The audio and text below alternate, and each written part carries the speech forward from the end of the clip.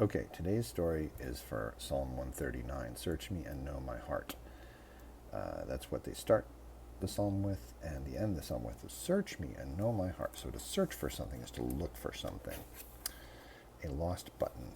Toad and Frog went for a long walk. They walked across a large meadow. They walked in the woods. They walked along the river. At last, they went back home to Toad's house.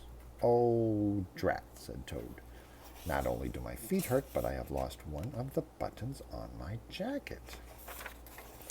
"Don't worry," said Frog. "We will go back to all the places where we walked. We will soon find your button." They walked back to the large meadow.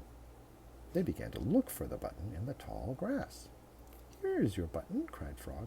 "That is not my button," said Toad. "That button is black. My button was white." Toad put the black button in his pocket. A sparrow flew down. "Excuse me," said the sparrow. "Did you lose a button?" "I found one."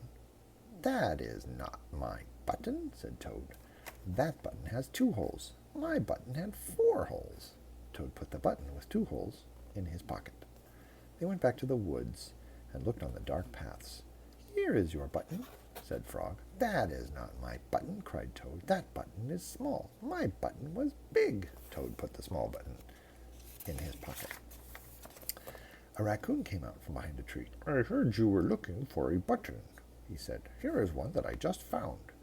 "That is not my button," wailed Toad. "That button is square. My button was round." Toad put the square button in his pocket. Frog and Toad went back to the river. They looked for the button in the mud. "Here is your button," cried Frog.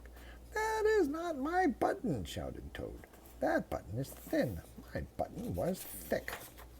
Toad put the thin button in his pocket. He was very angry.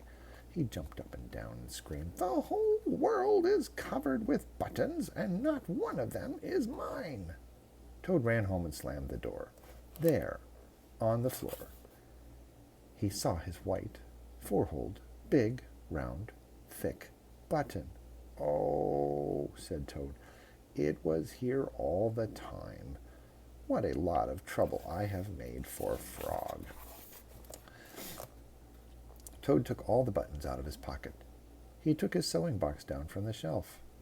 Toad sewed the buttons all over his jacket. The next day Toad gave his jacket to Frog. Frog thought that it was beautiful. He put it on and jumped for joy. None of the buttons fell off. Toad had sewed them on very well.